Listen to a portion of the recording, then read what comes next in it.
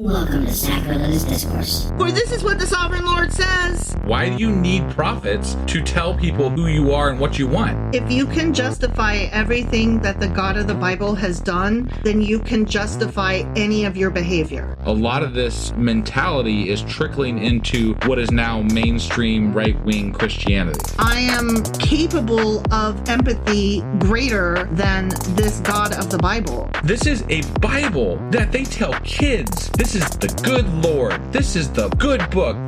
He is fantasizing about murder, mass murder. Head over to sacrilegiousdiscourse.com right now to find out how to leave us a review or support us on Patreon.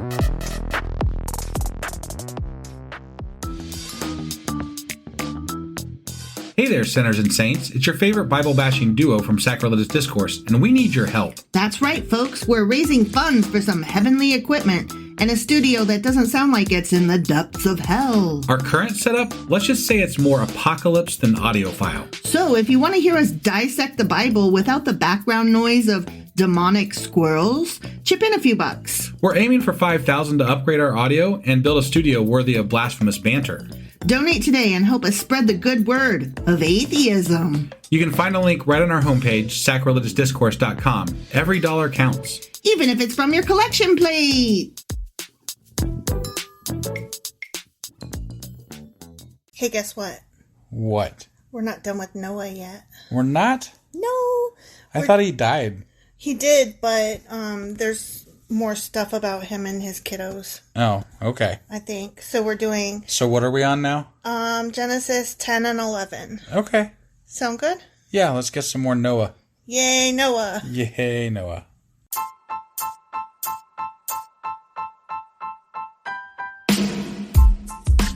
Hey, wife. Yes, husband. Did you know that we are now on Patreon? Yes, because you told me, but also, no, tell me more. So we're on Patreon now. Are we? We are, and our supporters can go there and support us, and we have multiple levels all the way up to You Killed God. That sounds really drastic and escalated quickly-ish. Well, no, there's multiple levels before there, so it escalates on a sliding scale of, cheap to not cheap. Oh. But, we can definitely use any amount, so, any support is always appreciated. So what exactly is Patreon? It's a place where you can show your support for our podcast. And just our podcast? Any podcast or any performer. But, we're the ones that, you're listening to right now. So maybe you should, support us. That'd be awesome. That would be awesome. But we love you anyway. So all you got to do is go to Patreon, look up Sacrilegious Discourse. It's actually patreon.com/sacrilegious discourse is our actual main page there. So head on over and send us some love. Yeah. Okay, so you know how Noah's dead? Yeah. Okay, so every time I say Noah's dead, all I can think of is in Top Gun when they were celebrating Chester's dead. Now we're Noah's dead, but it's not celebration, I guess. That's not what I was thinking. That is not appropriate. Okay, so we're at Genesis 10, the descendants of the sons of Noah. And I have to tell you, I read ahead, and it's just a bunch of names and places, and so I'm going to try to buzz through this as fast as possible to get to some funny bits, okay? Bible and be boring? I mean... ... Okay, ready? This is the account of the families of Shem, Ham, and Japheth. You know, the guys that dragged a blanket over their naked father because they were so fucking embarrassed that they just couldn't even? Yeah. Okay. They're dumb. The three sons of Noah. And apparently they're our ancestors. Right. Many children were born to them after the great flood. The descendants of Japheth were Gomer, Magog, Madai, Javan, Tubal, Meshesh, and Tiras. The descendants of Gomer, I just can't believe you're not going to say something like Gomer Pyle, were Ashkenaz, Azkaban. I thought we were trying to get through this. I know, okay, I'm sorry. I'll keep going. Ashkenaz, Riphath, and Togarmah. The descendants of Javan were Elijah, Tarshish, Katim, and Rodanim. Their descendants became the seafaring people that spread out to various lands, each identified by its own language, clan, and national identity. Probably smart, considering God just flooded the whole earth to be good at, seafaring stuff. Right, they were probably just in case. Right. The descendants of Ham were Cush, Mizraim, Put, and Canaan. Like, put it there. Put it down. The descendants of Cush were Seba, Havilah, Sabta, Rama, and Sabtika. The descendants of Rama were Sheba and Dedan. Dedan. What? Dedan. Dedan. Dedan. Dedan. That is not the name. It is. What is it? Dedan. Dedan. Okay. Dedan. Okay. Dedan. All right. Da-da-da-da-da. Got it. Cush was also the ancestor of Nimrod, Nimrod. That's amazing. who was the first heroic warrior on Earth. So, like, I should just go up to hunters and be like, "You're such a Nimrod." Right, like all this time we thought it was like an insult, and it's actually, look, since he was the greatest hunter in the world, his name became proverbial. People would say, this man is like Nimrod, the greatest hunter in the world. I'm totally going to start calling people Nimrods. Yeah, but like in a complimentary way. Well, yes and no. Hey, Nimrod! Yeah, you, Nimrod! He built his kingdom in the land of Babylonia with the cities of Babylon, Erech, Akkad, and Calneh. From there, he expanded his territory to Assyria, building the cities of Nineveh, Rehoboth-ir, Calah, and Rezin, the great city located between Nineveh and Calah. Mizraim was the ancestor of the Luddites, Ananites, Lehabites. This is hard. Naphtahites, Pathrusites, Kazlahites, and the Caphtorites. Robin Hood Mennonites? Am I right? What the hell? From whom the Philistines came. I've heard of the Philistines. Of course, the Philistines. Yeah, They came from all those tights. Yeah. Canaan's oldest son was Sidon, the ancestor of the Sidonians. Of course. Canaan was also the ancestor of the Hittites, Jebusites, Amorites, Girgashites, Hivites, They were so Archites, unoriginal, they'd all end in ite. Sinites, Arvadites, Zemarites, and Hamathites. I'm really sorry.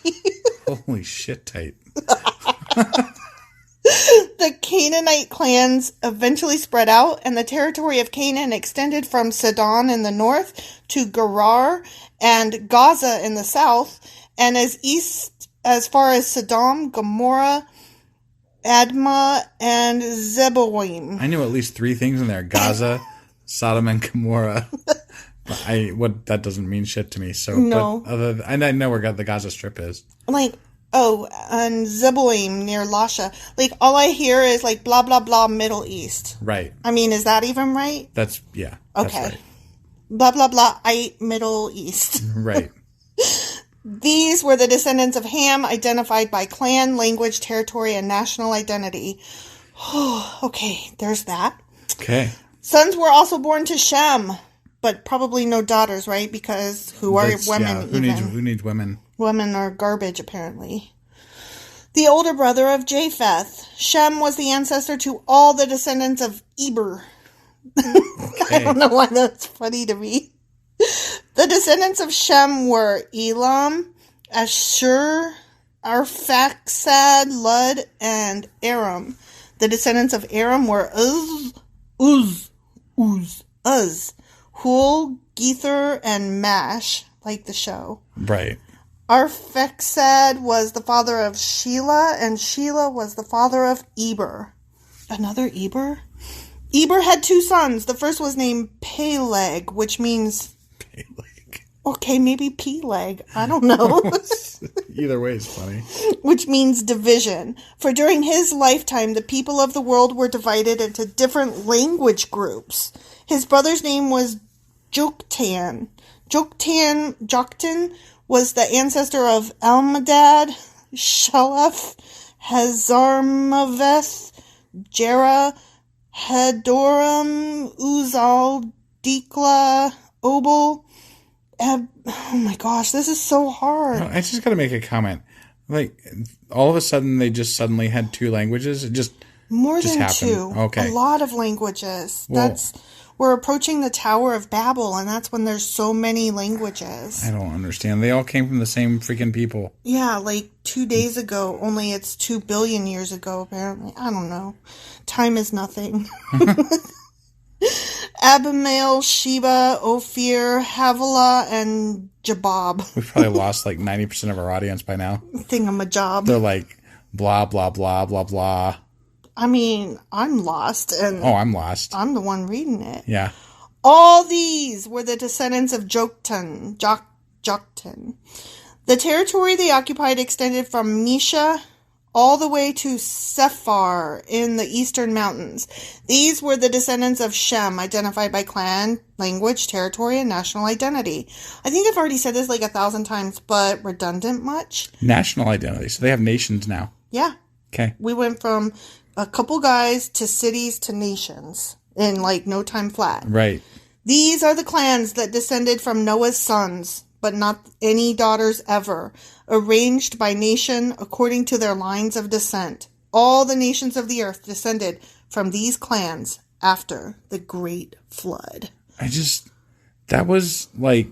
Painful? It was painful, and it was like, we need to make the world be filled quickly again, so let's just make it be filled quickly again. Right? Like, there was no character development, no storyline, no plot, nothing. I mean, and if you're going to give me, like, all of these names and places, I think the reason that I laugh and screw these up so bad and just don't care is because there's no reason to care. Right. They give you there's nothing. There's no context. Right. And I don't know. It's so like pointless. If I wrote a book this bad, it would never ever fly. Well, and occasionally they say something that I'm curious about, like Nimrod.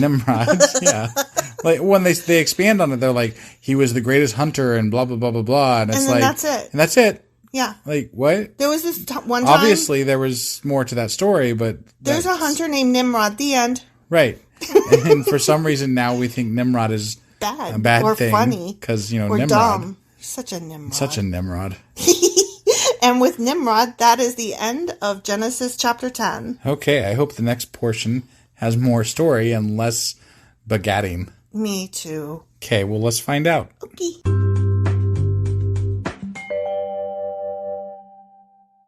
Okay, so now we have reached Genesis chapter 11, the Tower of Babel. Do you know anything about the Tower of Babel? Well, it's something, I mean, like, I like, Douglas Adams, and he talks about the Babel fish. So I mean, it's related in that it has to do with language and babbling. But right. Is that like your entire soul understanding? It's something about language and blah, blah, blah. And oh my gosh. Yeah, I don't know. That's about all I know. Okay, even I know a little bit more than that. Yeah, okay. Okay, ready? Let's find out about it, shall we? Let's find out, okay. At one time, all the people of the world spoke the same language and used the same words. As the people migrated to the east, they found a plain in the land of Babylonia and settled there. They began saying to each other, "Let's make bricks and harden them with fire." In this region, bricks were used instead of stone, and tar was used for mortar. Then they said, "Come, let's build a great city for ourselves with a tower that reaches into the sky.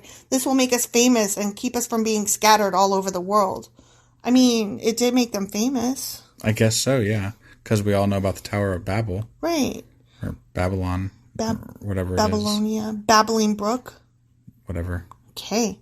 But the Lord came down to look at the city and the tower the people were building. Ooh, Look. He came down. Huh? He did. He came walking. "Look," he said, "the people are united and they all speak the same language. After this, nothing they set out to do will be impossible for them. Come, let's go down and confuse the people with different languages." What?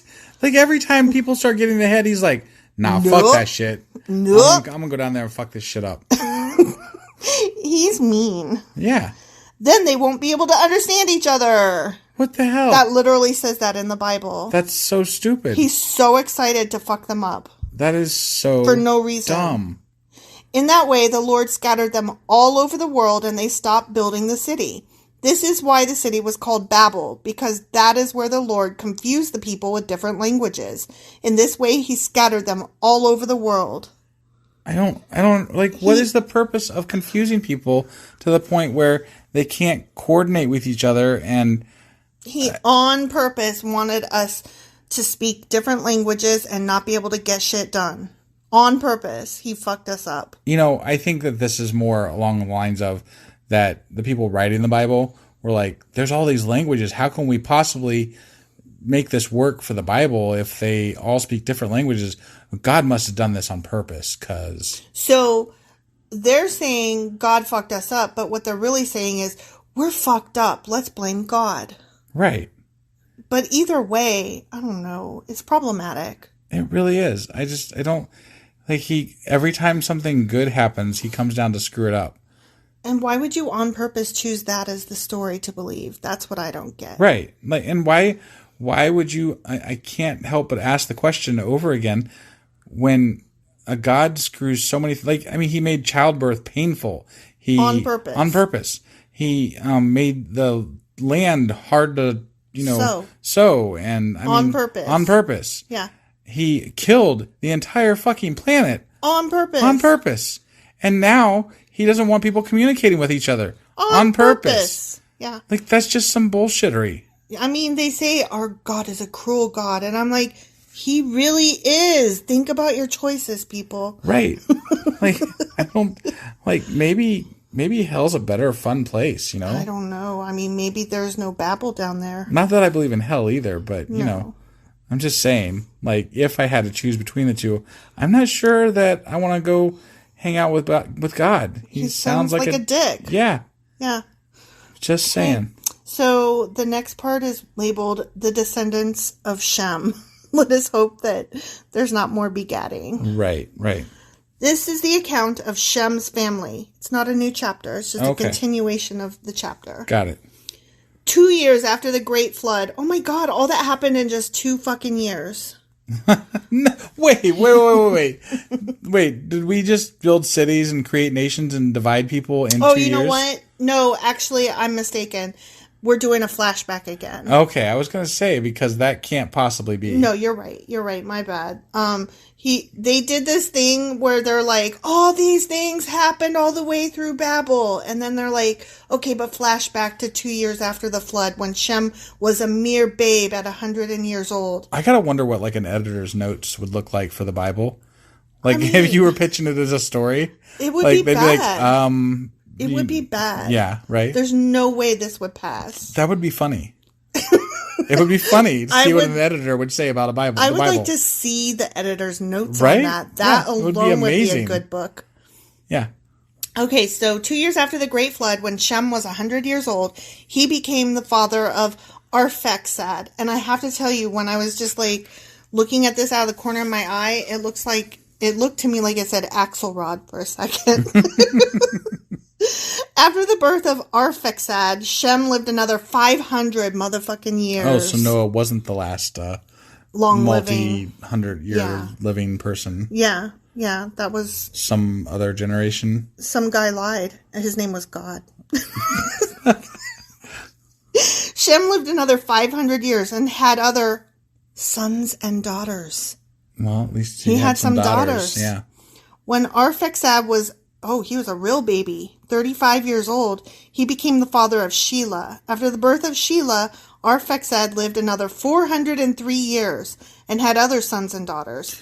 Wait, we're going back to some of the same names that was in that begatting, and now they're digging into it slightly more, but not really? But not really. Okay. So I keep we're saying just regurgitating the same bullshit. Repetitive bullshit. Okay. When Shelah was 30 years old, he became the father of Eber. After the birth of Eber, Shelah lived another 403 years and had other sons and daughters. When Eber was 34 years old, he became the father of Peleg or Peleg. Right. I'm going to call this person Peleg. It's I like just Peleg. Funny. It's funnier. Yeah. And it doesn't matter because after the birth of Peleg, Eber lived another 430 years and had other sons and daughters. When Peleg was 30 years old, he became the father of Reu. What? R-E-U. Reu. Oh, okay. Reu. After the birth of Reu, Peleg lived another 209 years and had other sons and daughters. When Reu was 32 years old, he became the father of Serug. I'm just curious, when did the shortened lifespans happen? Like, I'm totally lost. I don't even remember at this point. Like, we're 11 chapters into the first part of the book. I thought he did this before he killed off all the humans. I'm pretty sure you are correct. Okay. It's like, do-over. Yeah, and now they're living a long time again. Yeah. In spite of the fact that he fucked them all up and spread them out with different languages. Yeah. After the birth of Serug, lived another 207 years and had other sons and daughters.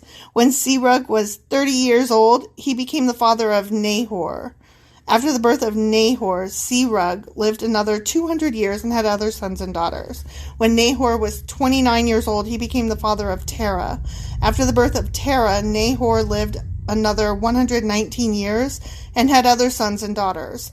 After Terah was 70 years old, he became the father of Abram, Norah, and Haran. Haran, I wonder if... Not Haran, Haran. Oh, Haran. Yeah. Okay. Yeah. Okay. Okay, still in the same chapter, but now we're in a bit that's subtitled The Descendants of Terah. Okay. Because it matters? I guess. Mark. This is the account of Terah. Terah's family. Sorry, this is the account of Terah's family. Terah was the father of Abram, Nahor, and Haran. Haran was the father of Lot. Ooh, I know that guy. I've heard a lot. Lot did something. Sure. But Haran died in Ur of the Chaldeans, the land of his birth, while his father Terah was still living. Like, do you even care? Like, I don't care. I don't know any of these people. Right. Like, I can't even remember. Wait, who's alive? Who's dying? Who's doing what now? And it's all in such a weird order. I know. Meanwhile, Abram and Nahor both married. That's nice. Yeah. The name of Abram's wife was Sarai, and the name of Nahor's wife was Milcah. Milcah and her sister Iscah were daughters of Nahor's brother Haran. These all sound like they're cousins of each other. Right. But Sarai was unable to become pregnant and had no children. Oh, boo. That's sad for her. If she wanted children. Right. If she didn't want children, then it's yay. Because I know plenty of people today that don't want children. But back then they seemed to like a lot. They like seem to lots of want kids. like 500 babies. Although I don't know that was the women's choice. That's true. I mean, the men wanted them, but maybe the women. I don't know. I can't speak for women back then. We can't speak for men back then either, technically. Because none of them are alive. You know, honestly, I can't even speak for women today because I just don't get people. Truthfully, none of them are probably real either. I mean, some of them might have been. Maybe. I don't know. One day, Terah took his son Abram, his daughter-in-law Sarai, his son Abram's wife, and his grandson Lot, his son Haran's child, and moved away from Ur of the Chaldeans. He was headed for the land of Canaan, but they stopped at Haran and lived there. Terah lived for 205 years and died while still in Haran. The end. It does not say the end. It doesn't, but that's the end of the chapter, and it just might as well, because it's like, and that's all we got for that chapter. Well, we did all that begatting, and then we went on to, like, dig in deeper into the begatting, and it's like, only, it wasn't really, like, digging in. It was like, and this person lived to this amount of time, and they had this many kids, and they were these people, and blah, blah, blah, blah, blah. I thought there was going to be more about the Tower of Babel, honestly. I really want some stories. When did the story start, you think? I don't know. Maybe next chapter? Maybe next chapter. Well, stay tuned and find out. And we'll make fun of it all the way, because this shit is great. I know. I'm excited. Definitely. See you next time, everybody. Bye.